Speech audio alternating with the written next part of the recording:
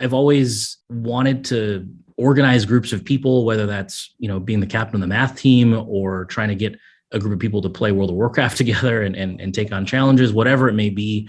I think there was always a part of me that wanted to do cool stuff, and that always included convincing people and motivating them and organizing them.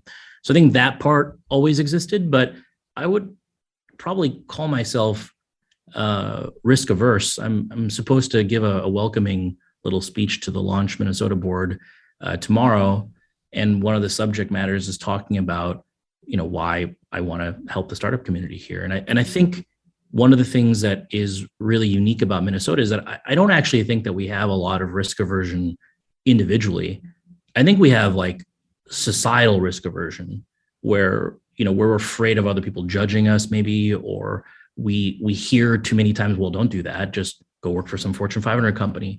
I think there's a lot of individuals that otherwise would take a lot of risks and should be entrepreneurs, but I think the environment might talk you out of it. So I think I probably suffered from that too, and for whatever reason realized that I wanted to start my own thing, but for a long time it just wasn't even a thing that I thought about. Fulcrum is your third company. Were your other two companies also in manufacturing? How did you end up in manufacturing?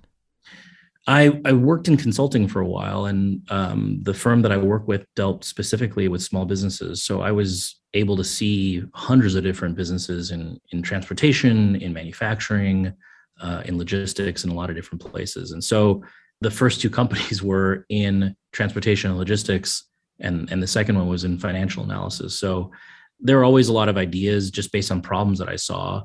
I think the mistakes that I made in the past, one, just trying to rely all on myself, or being greedy or selfish about equity, or about like bringing a partner on.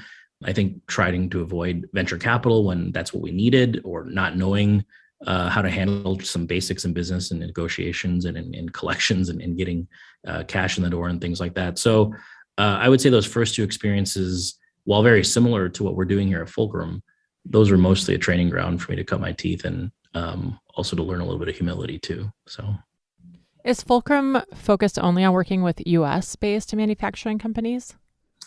We have about 15% of our customer base international. So in Malaysia and in Australia and England and all over the world, but we primarily target from a marketing standpoint, US-based manufacturers. So the goal eventually is to go internationally, but I think the market here in the US is so broad and so large that we'll spend quite a bit of time cutting our teeth on that. How do you think that the US competes in comparison with global manufacturing opportunities? I don't know how philosophical you want to get on this, but I think I think about this a lot. It's something that I think about every single day in every little nook and cranny of time that I can find. But part of it, I think, boils down to whether you believe that a society of freedom is the future or not. And I know it's going to sound like a weird hipster tangent, but if you look at China, they have the opportunity with the planned central economy to be able to say this whole city is manufacturing. And down the street is a CNC machine shops, and up the street are the rubber extruders, and there's a glass manufacturer, and everything is within a 7-mile radius, and everything, there's just an incredible amount of efficiency that you can gain there. There's skilled labor. You can, push people around in different ways. There's a lot of things that you can accomplish when you have a lower amount of freedom and a higher amount of authoritarianism. A lot of the challenges that we face in America are the result of us having an economy that is primarily freedom driven. Small businesses power a lot of our economy from a manufacturing standpoint. They start businesses where they're from. They are all over the country. Now we have some concentration in the Rust Belt and things like that, but people tend to live where they want to live, and they have skills based on the jobs that they have. And we have this really robust, agile, adaptable, decentralized system, but that takes a lot more coordination, a lot more effort to achieve the same thing in a lot of different ways. So I think we can compete in a lot of different ways, but in the high volume economies of scale, we have a big barrier there, not just from labor differences between us and China, but also just in the way that our country and our government's set up. We would love to get your thoughts on, everyone's talking about, there's a lot of supply chain problems right now. And do you think that's making people think about manufacturing in a different way? I think certainly more so now than ever, the average person is more aware that their stuff gets made somewhere and has to get to them in a way that isn't just from Amazon. There's Mm-hmm. some other portion of it behind that.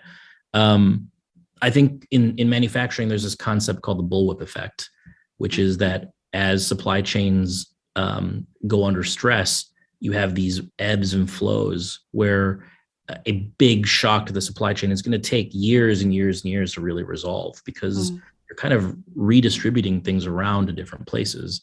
I think that the biggest opportunity right now, and that we're working really hard on our end, but a lot of other people are working really hard toward, is this represents an opportunity for a kind of a reshift in the way that we source things and that we buy things. That I think people are realizing that it's okay to buy a much smaller quantity of something more often, source it locally, have that ability to have that production and delivery happen within a couple months instead of waiting, 7 months for an entire container full of something to come overseas from China.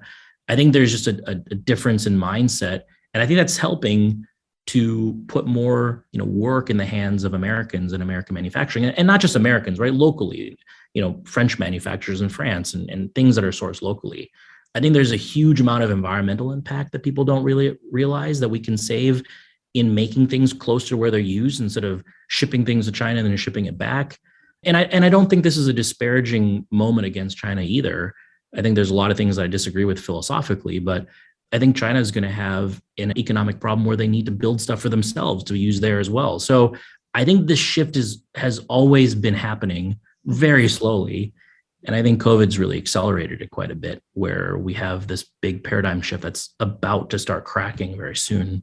But overall, I think that the average consumer has very little ability to kind of impact these decisions. These decisions are kind of more micro, macroeconomic within the companies that are doing the work.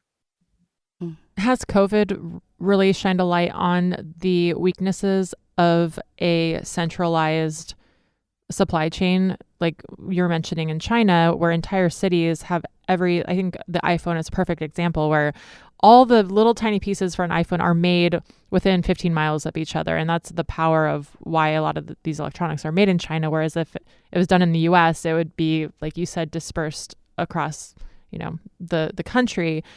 But the challenge there is when we have a pandemic come through like COVID, where an entire city is shut down, now we're seeing the ripple effect of these products not getting manufactured at all. Whereas if it was decentralized, yeah, you might have like a supply chain hiccup here or there, but enough goods would still be in manufacturing or being produced that it would have a smaller impact on our communities.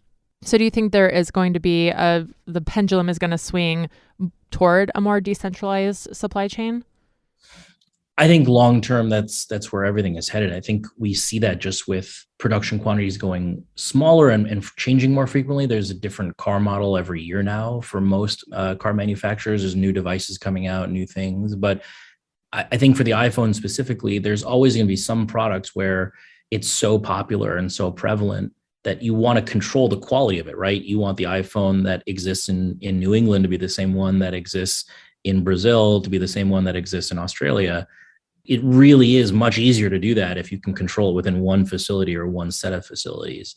I think some of the ways that technology can help is to help improve quality and still decentralize it, but it isn't how people think. There's no belief of it. And the risks for a company like Apple to try it out and then have a bunch of iPhones not be to spec and have a bunch of PR backlash and consumer backlash, it isn't going to be led by Apple. It's going to be led by smaller product companies that are maybe selling something through Instagram or are, primarily e-commerce only businesses that are in smaller production quantities. I think they'll be able to scale their operations up much faster than what it took a long time for Apple to get to where they are now from an infrastructure standpoint. I think that's really where the change is going to happen, is with newer products and newer companies that are just going to have to be more decentralized in order for them to get there. Like right now, if you were to make a new product, you probably would have to buy components from 7 or 8 different vendors. And while it seems like a pain in the ass, I think there's an embedded value there that they'll realize in the midterm, maybe not in the short term, but over time.